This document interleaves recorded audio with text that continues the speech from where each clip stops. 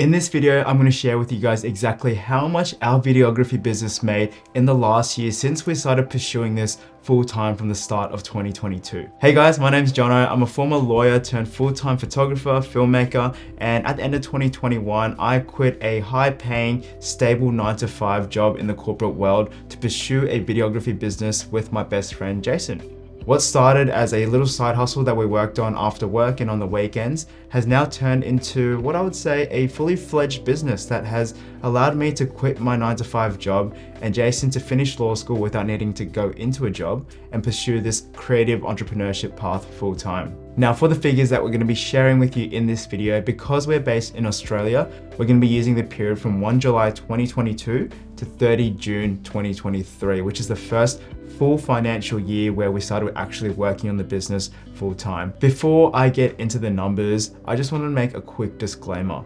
We're sharing these numbers about our business not to show off or brag in any sort of way. The last thing we want from this video is to come off as if we're trying to flex and be like, hey, look at me, this is how much I earned in the last year. We really just wanted to make this video and be as transparent as possible with you guys to inspire people who might be thinking of following a similar path to us. And so by sharing our figures with you guys and being completely transparent about our journey, we hope that it can also inspire those of you guys who are looking to pursue a similar path to us, and you guys can use it as fuel for your own journey. Now, I'm going to break this video down into 3 chapters. Chapter 1, we're going to be looking at the different revenue streams in our business.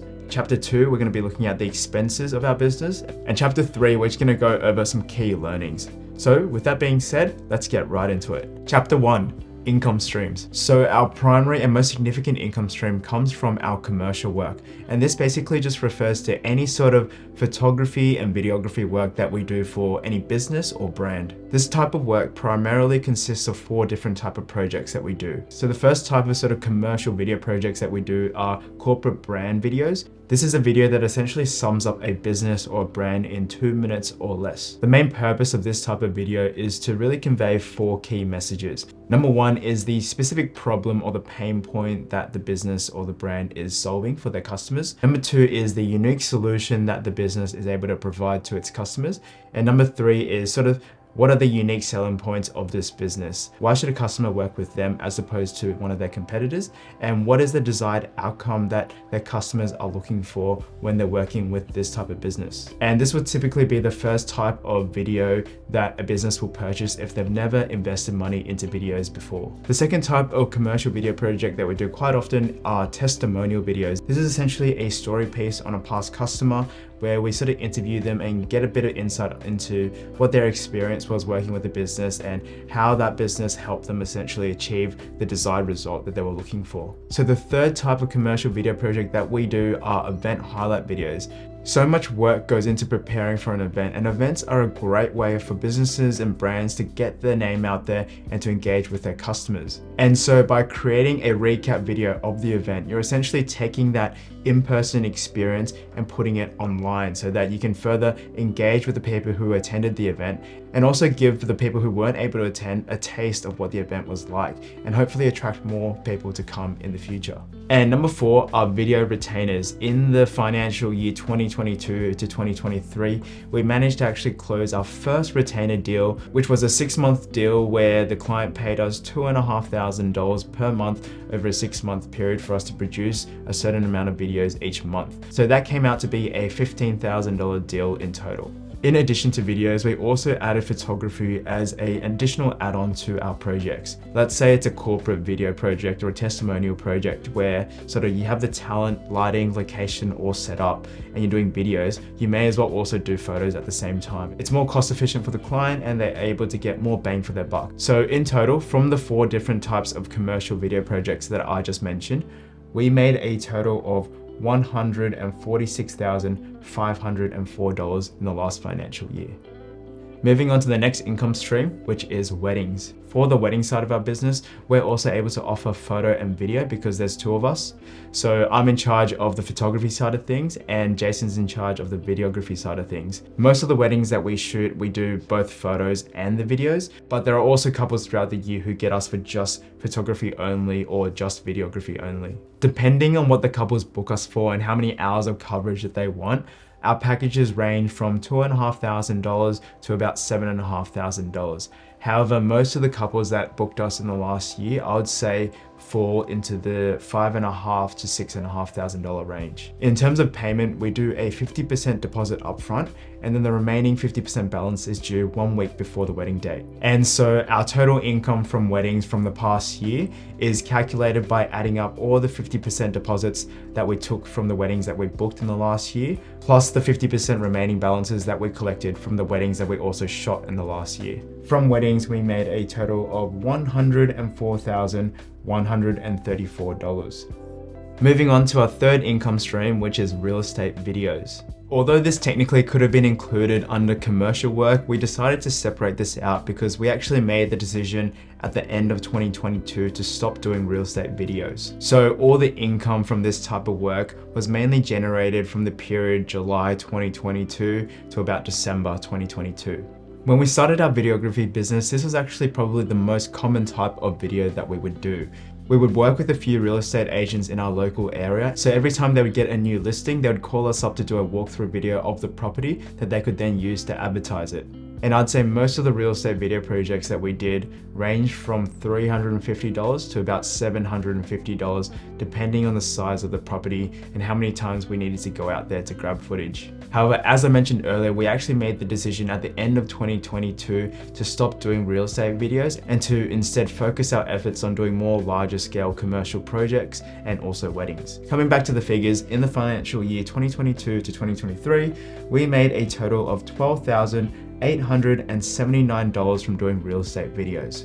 So moving on to income stream number 4, which was freelance work. So this is where we would come in and get paid a certain rate, whether that was an hourly rate or a fixed rate, to do a specific project under the brand of another company who had a direct relationship with the client. Doing a lot of freelance work was actually one of the main ways we were able to learn our craft at the very beginning when we didn't really have much experience working with real clients. And if you're just starting out, I recommend you reaching out to a few marketing agencies or video production companies and see if you can try get some work as a freelancer or assistant. You're going to be able to learn and develop your craft so much more quickly, being able to work with people who have a lot more experience than you. However, since the start of 2022, we've really scaled back the amount of freelance work we take on because we really wanted that time to be able to work on our own business and build our own brand and also this YouTube channel. These days, we'll only take on freelance work if it's a project that we really want to work on. For example, last year we did a freelance project with Sydney FC, which is the professional soccer team based in Sydney. And we actually got to see the video that we produced play on the big screen at halftime while we were standing on the field in front of a packed out stadium of about 40,000 people. Another really interesting freelance project that I got to work on last year was a charity event where we got to travel through Outback Australia. And that was a really amazing experience because I got to see parts of Australia that I wouldn't otherwise ordinarily be able to visit. So anyways, from the last financial year in 2022 and 2023, we made a total of $8,736 from freelancing work. Finally, the last income stream that I want to mention is YouTube ad revenue. Not from this YouTube channel. Unfortunately, we haven't reached the 4,000 hour watch time threshold to get monetized for this channel, but it's actually from our other YouTube channel, which is Simple Cookery. That's a cooking channel where we teach beginner cooks how to cook simple recipes. This is a relatively passive form of income for us, and I think most of you guys are familiar with how YouTube Adsense works. Advertisers essentially pay money to YouTube to get their ads shown at the start of our videos, and then YouTube pays us a portion of that money as the creator. So in total, from the last financial year, our YouTube AdSense revenue totaled $4,199. It's not much compared to our other more active income streams that I mentioned earlier in this video, but it's pretty cool to think that this income was relatively passive. Like, we haven't uploaded a video onto the cooking channel for about a year, and every month income still comes in from that channel. So adding up those 5 different income streams that I just mentioned, we come to a grand total of $276,452. However, this wasn't the money that we took home because we still have to consider expenses throughout the year that we'll have to subtract from this figure. So chapter 2, expenses. So in total, for the last financial year, 2022 to 2023, our expense total was $66,483.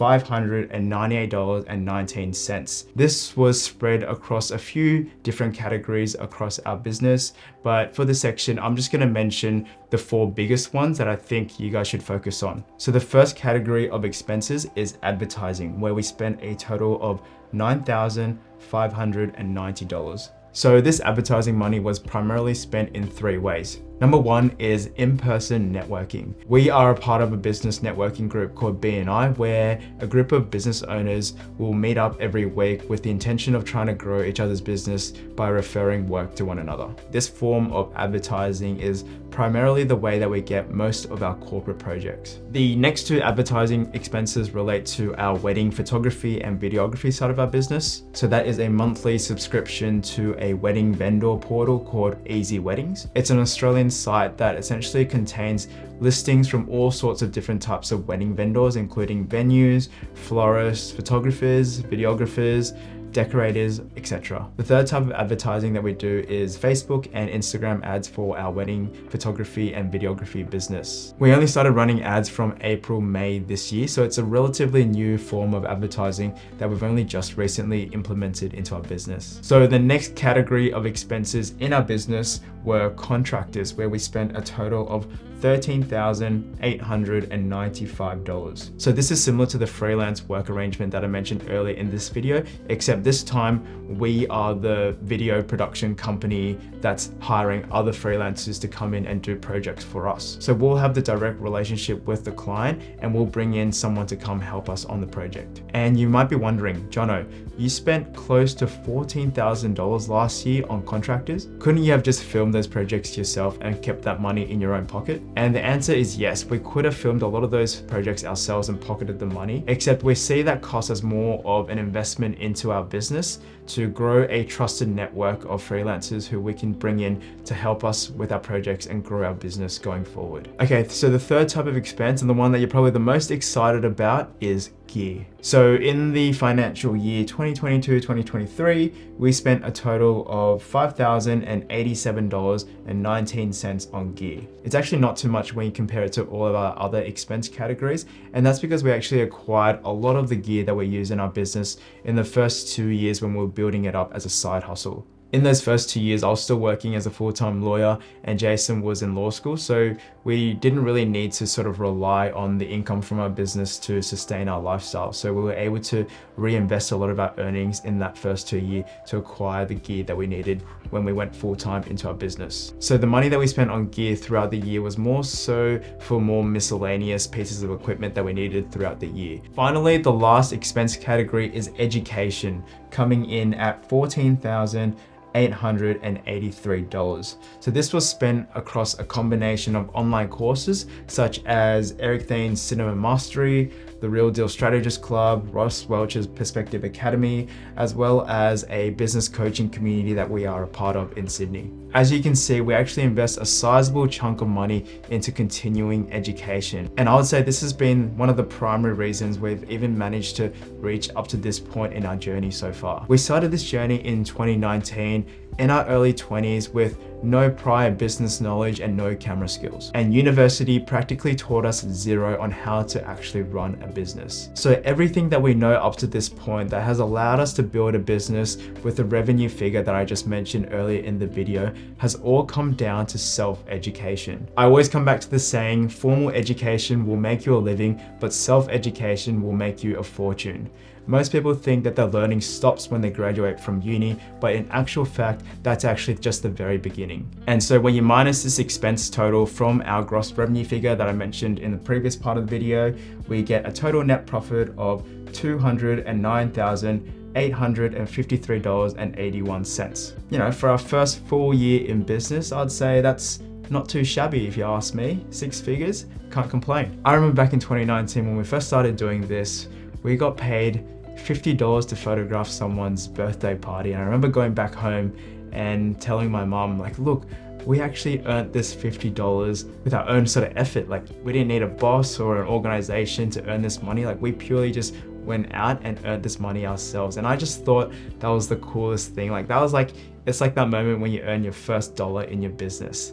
And I remember my mom telling me, oh, stop playing around with those cameras and just focus on getting better as a lawyer. And I just remember in that moment, I was like, you know what? I'll show you how much we can earn with this little side hustle. And fast forward a few years where we've made 6 figures in our business. So going forward, we can kind of keep progressing, keep getting better at our craft, and just keep adding value and hopefully increasing this revenue figure each year. And so moving on to the final chapter of the video, which is some key learnings and reflections from our first full year in business. Number 1 is adopting the abundance mindset. The traditional path of going to school, getting good grades, getting a really high paying job is not the only path that we need to take in life. There are actually so many more opportunities out there in this world if we're willing to put ourselves out there and go for it. And there are so many people that I've met in my first year of business from business networking groups that I've attended where I was like, wow, I never even knew this occupation existed in the first place. And so just having that abundance mindset and realizing that the path that we have initially taken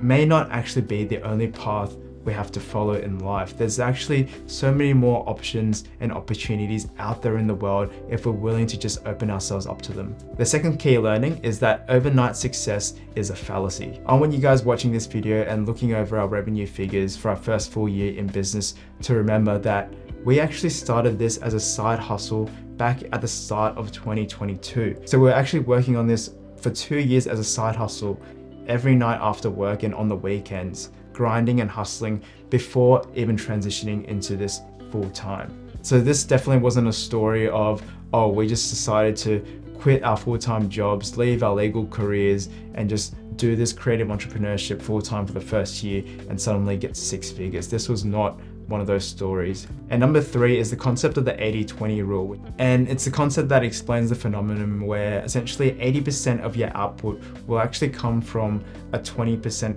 portion of your life.